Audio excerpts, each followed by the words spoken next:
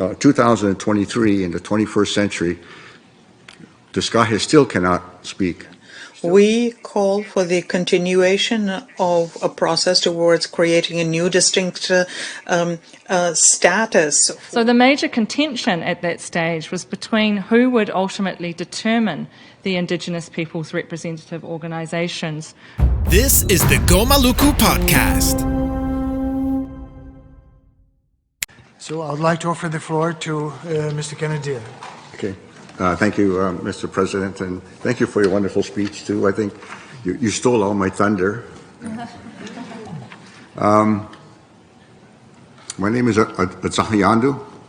In my language, it means the fire still burns. I'm a Bear Clan, Mohawk Nation, one of the 6 nations of the Haudenosaunee, also known as the Six Nations Confederacy or the Iroquois Confederacy. We have a matrilineal society, so my mother is Bear Clan, so I am Bear Clan. I am who my mother is.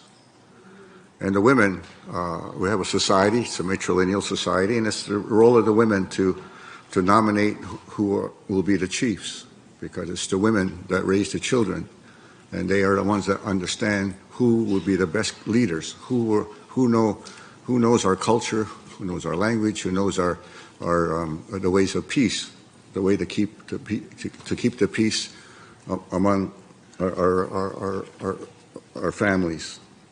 So we are a people that have a governance structure that predates European contact.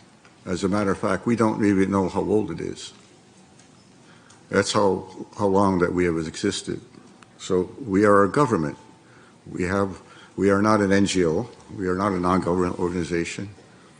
We have our own civil society. We have our own ways of our women, our children, our different medicine societies, the different functions of our people. It's all organized inside our nations and inside our confederacy. So as a nation, we feel that we've always felt that we are sovereign. We have relationships with other nations. We have treaties with European powers. We are all treated equally. We always see ourselves equally to everybody else.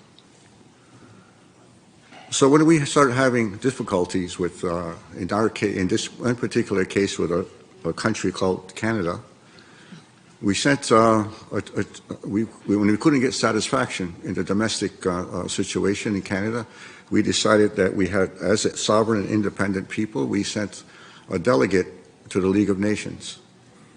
As the President has previously said, his title name was Deskaheh, a Cayuga chief. And his name, his title is not, his name was Levi General. Deskaheh is a title that's handed down from generation to generation by the women from time immemorial. So Deskaheh went to the League of Nations in 1923 to ask to address the League as a sovereign, self-determining people. And he was stopped from speaking because states like Canada and others stopped him from speaking, even though there were some states like the Netherlands, Estonia, and Persia, Iran today, supported Deskaheh to speak at the League, but he was still stopped from speaking because they said that, well, you're not a member, so you can't speak. So he says, okay, we're not a member, so we'll apply for membership. And the Haudenosaunee formally applied to the League of Nations to be members. And by subterfuge, his application was never dealt with. According to the rules of the League of Nations, all applications for membership are to go to the floor for a vote. But because there was some resistance through world powers, his application was never brought to the floor to be voted upon. And so he stopped from applying. His application to the League was stopped. And we always wonder, when we look back, what would happen? What would the world be different if the Haudenosaunee were elected to the League of Nations in 1924. And I think that the world might be a different place. Deskaheh had to leave Geneva and went home. He never returned to Canada for fear of being arrested, and he died in Tuscarora, where Brendan Ferguson lives. No, he died. Yeah, he died in Tuscarora a few months later, never returning home. Today, the situation still remains the same. After the United Nations was born in 1945, Indigenous peoples were not taken into consideration in the creation of the United Nations. And today, the same situation relies where Deskaheh cannot address the United Nations. In 2019, the current Deskaheh, his name is Steve Jacobs, went to the Human Rights Council in Geneva, and he also refused to register as an NGO. So when we had a hearing about enhanced participation, Deskaheh stood up in the room, silent, not being able to speak, and somebody else with NGO status, sat in front of him and spoke and pointed out to Deskaheh, saying, "This man is still silent today because the United Nations will not let him speak as a nation. He won't let him speak as a leader of a people." And the symbolism was so striking that people today, Indigenous peoples, our chieftainship titles, cannot address the Human Rights Council or the General Assembly. Today, in 2023, in the 21st century, Deskaheh still cannot speak, still cannot address the League, cannot address the United Nations General Assembly, it cannot address the Human Rights Council. So after 100 years, this has to change. We challenge the United Nations that in 2024, 100 years after he left Geneva without speaking, that Deskaheh can address and speak as a nation, speaking as a chief of his people, as a leader, as a political leader, to address the United Nations. 100 years should be enough time for the countries in the world to recognize the self-determination of Indigenous peoples. It's time. We can't wait another 100 years for this.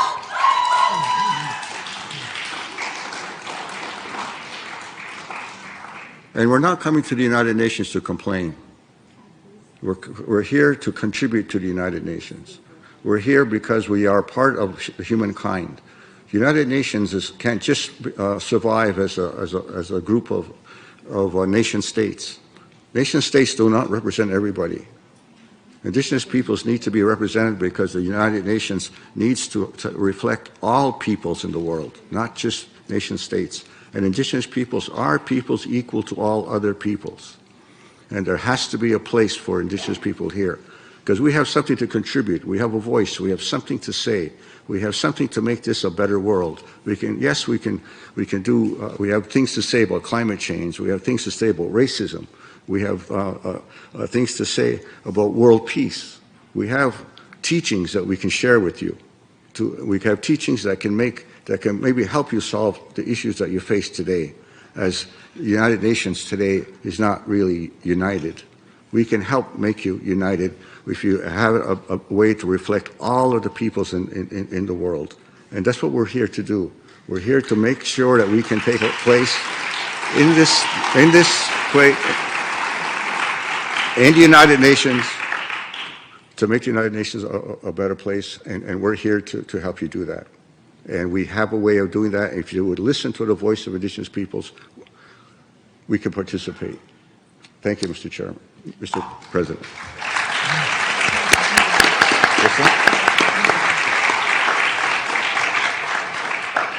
Thank you much, Mr. Kenneth Deer.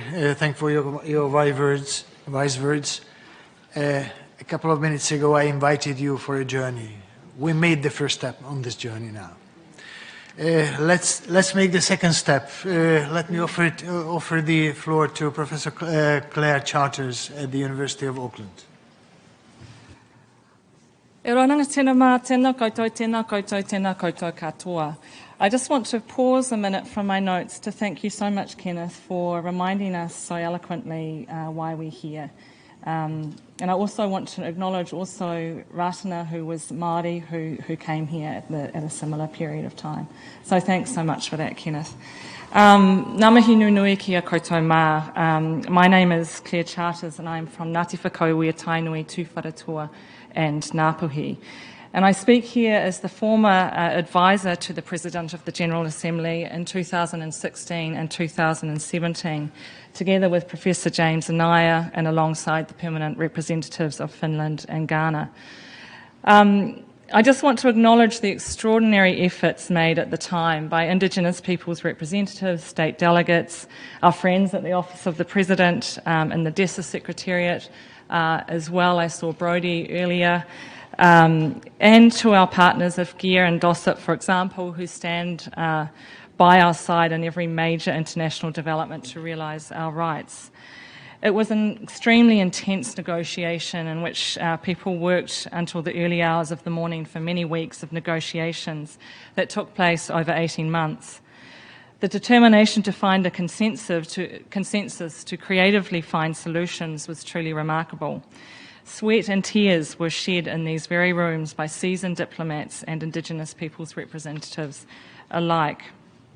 And while there were states that could not support a resolution to enhance Indigenous peoples' participation, I commend all states for their professionalism and courtesy at that time.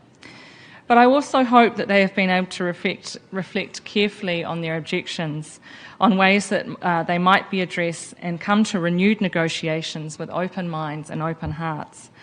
I hope they will appreciate that their fears are unfounded and, on the contrary, that greater equity and fairness can be achieved if Indigenous peoples' participation is enhanced across all bodies of the United Nations.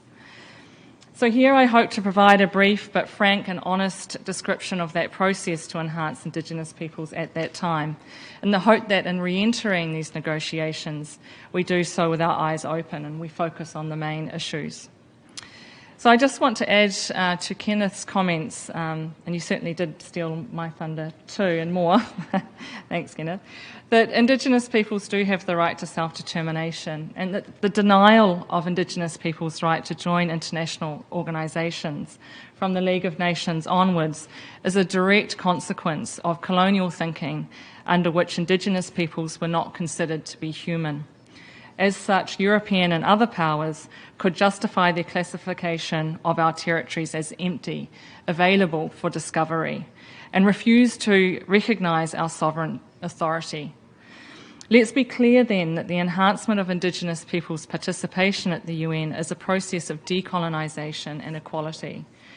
Currently, formally Indigenous peoples cannot participate as self-determining entities outside of the permanent forum and expert mechanism. And even then, that participation is realised through an administrative loophole rather than as of right. So we as advisors back then, after 4 pre-negotiation consultations with states and Indigenous peoples, identified 4 main elements that would require agreement. First, venue; second, modalities; third, the accreditation process; and finally, the criteria for selection of Indigenous peoples' representative organisations.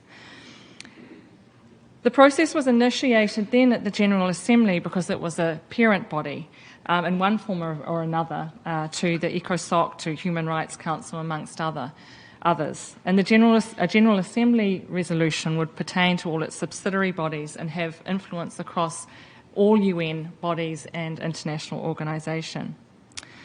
So while there was not quite consensus on venue, the negotiations proceeded on that basis, namely that Indigenous peoples would participate in the General Assembly and its committees as well as its informal meetings.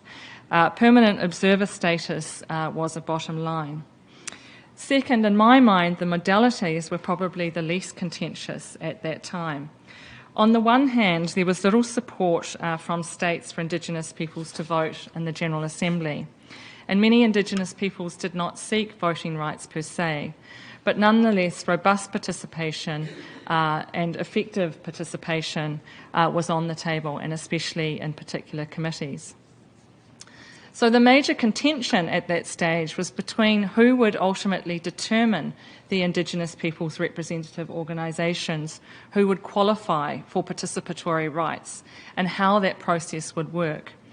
This issue overlapped clearly with the criteria on which Indigenous peoples would be selected, and especially whether state recognition of Indigenous peoples was a necessary requirement. So we explored various alternatives in multiple drafts with nuanced differences. Trade-offs were sought between selection processes that did not permit any state a veto but made state recognition a mandatory requirement. Then there was the alternative that state recognition would not be required, but the process might provide opportunities for states to object to the selection of that particular Indigenous people's representative organisations, albeit with safeguards in place. So arguments from states that could not accept the various drafts prepared by the advisors included mainly focused on the concern that non-Indigenous peoples might be identified as Indigenous peoples when they especially did not recognise them as Indigenous peoples. For Indigenous peoples and most supportive states, it was imperative that, first, the resolution did not undermine the UN Declaration on the Rights of Indigenous Peoples, and especially our right to self-determine who we are. Second, that we uphold equality between Indigenous peoples and alongside states. And third, that we remain unified and not leave out some Indigenous peoples. There was a concern that only some of our brothers and sisters would qualify for participation. I certainly agree with the view that regional representation is needed in the negotiations, and I'm glad that there has been time to bring Indigenous peoples globally together. And I want to commend the Indigenous Coordinating Committee for that role. But there are some steps that we must take at the restart of this process, and these include establishing a roadmap for the adoption of a resolution, having learned from previous processes, guaranteeing the inclusion of Indigenous peoples throughout the entire negotiation process. It was somewhat ironic that at those final stages that Indigenous peoples could not enter the room to speak about enhanced participation. And then finally, that we ensure transparency, collaboration, honesty and integrity. So to finish, in the interests of equality, morality and legal imperatives, I sincerely hope that we have reached the right moment in time to find the consensus required to formally and strongly endorse the enhanced participation of Indigenous peoples at the UN. From the bottom of my heart, I ask delegations to be generous, to be flexible, to be compassionate, and ultimately to be just. Kia ora koutou.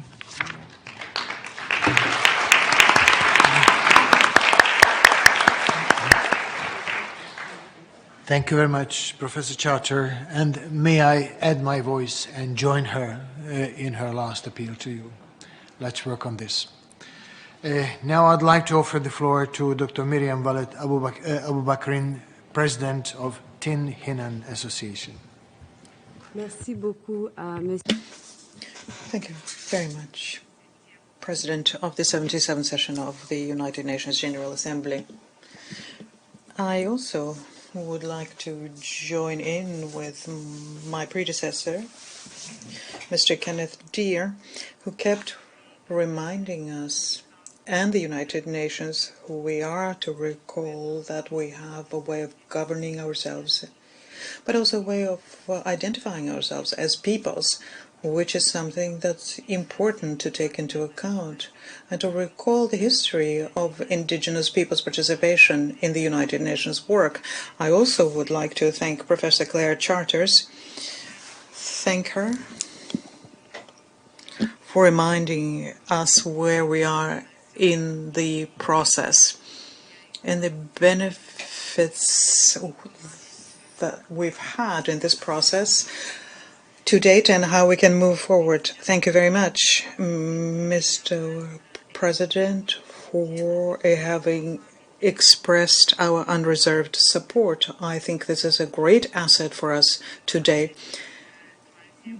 at this third important hearing, as it marks the end of the initial stage of the process, which was launched by the outcome document of the World Conference in 2014, which marks, I hope, and as you said, the beginning of the continuation of the real specific process to arrive at the effective participation of indigenous peoples at the United Nations. So now I would like to say good afternoon to everyone here and present myself very briefly. I am the president of Tinhinan Association, but I'm also Walter Mashak. I come from the Tuareg people in the Sahel region. My people live in the 5 countries: Algeria, Burkina Faso, Niger, Namibia, and Mali. Because of colonization and decolonization, the people had been spread amongst 5 countries where we find ourselves now as a minority. Well, I would like to also thank the office of the President for having facilitated the hearings. As he said, there have been a lot of flexibility shown by them. Because of the flexibility, we should have said this during the pandemic remotely, which would not have supported the enhanced participation of the indigenous people, because it would have meant a very limited participation of the indigenous people. They were very flexible and allowed for this meeting now. So I would like to thank the Secretariat and the United Nations entity dealing with the indigenous people who helped us and the President of the General Assembly in this, and also the coordinating body on the indigenous peoples. We thank them for their help, who, despite the difficult situation, continued keeping these topics on the agenda. Please allow me to also to thank you, all of the delegations of member states who have supported us. Those of you also who are present here who want to learn more about the process and about the indigenous people. This is important work because indigenous peoples do contribute significantly to the work of the United Nations, and enhancing our participation would be a benefit for the United Nations as well as for all member states. The indigenous peoples are a bridge between Mother Earth and humankind. For thousands of years, we have been receiving unique knowledge which are vital for all of the human beings, for our sustainability, how we can live in harmony with the living and non-living. Furthermore, the role of our traditional knowledge in resolving global challenges, climate change, loss of biodiversity, conflict prevention, and lasting peace is unquestionable. We have shown our leadership and our resilience and also our diplomacy through our time. How can we build an intercultural and keep intercultural dialogue, respect, and tolerance amongst various communities if part of the community is absent from the negotiating table? How can we build dialogue if people about whom this dialogue is are absent? So it's important for us to be there. We have unique prospects and cultural diversity. We bring in at every stage of the discussion. If this continues happening, our discussion will be more inclusive. I've just heard the President of the General Assembly tell us to what extent it is important for the United Nations organization itself and member states, how important it is for them to have inclusion, and this is what we're offering today. We do know that inclusive decision-making results in better policies and more equitable and more effective and more lasting decisions, and also fairer ones. Our enhanced participation will lead to a more robust partnership, but also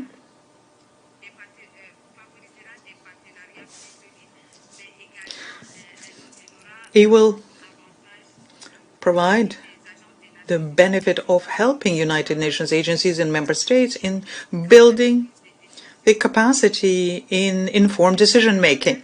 Beyond that, having the voice of indigenous people in all of the discussions and decision-makings, beyond that, we would like to say that a significant portion of indigenous people on decisions concerning them is the very basis of our self-determination, which is a foundational value not just of the Charter, but also of the Universal Declaration of Human Rights, the UN Declaration on the Rights of Indigenous Peoples. We therefore urge the member states to recognize the advantages that the enhanced participation of indigenous people will provide and continue with these processes with you. This will be guided by the United Nations Declaration on the Rights of the Indigenous People, the outcome document, and the outcome document of the World Conference of Indigenous People, and our recognition as peoples. Mr. Deer said it correctly that we need to be able to address the UN as peoples, not as an NGO. That's an essential part of our self-determination. We have to ensure that the emphasis remains on the representative institutions of indigenous people rather than the NGOs as entities who represent the indigenous peoples at the UN. And in future, we call for the continuation of a process towards creating a new distinct status for organizations representing indigenous people, similar to permanent observers, in line with what we have in paragraph 10 of the Adulta outcome document. It is also important to ensure the full and effective, direct and significant population of indigenous peoples at all stages and at all levels. This new status should reflect the rights of indigenous people to self-determination and allow their full participation in the process and in decision-making within the UN. This enhanced participation is also a tool for the United Nations to make sure there is consistency because the good intentions expressed and the specific actions are undertaken. Very frequently I hear, even today, President of the General Assembly said so, and the Secretary General also said at the opening at the 22nd meeting that we do not want to leave anyone behind. Well, how could we make sure that no one is left behind when more than hundreds of millions of people are left outside of real decision-making? That is important to rectify this and look at it from this viewpoint. By way of conclusion, I would like to reaffirm that we, the indigenous peoples, are determined, and you can see we have been working at it for decades and decades that we have been doing this, and Mr. Deer have shared a very good example. We are determined to continue working, to work in good faith with all member states, the Office of the President of the General Assembly. We want to continue working with you and programs and projects of the United Nations to enhance our participation. Whether you are aware of this or not, we are your best allies to confront challenges and find the solutions that humankind is facing. I thank you for your attention.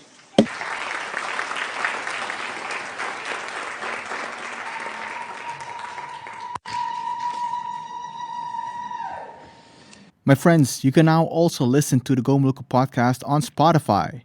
Listen while you use other apps or do other things.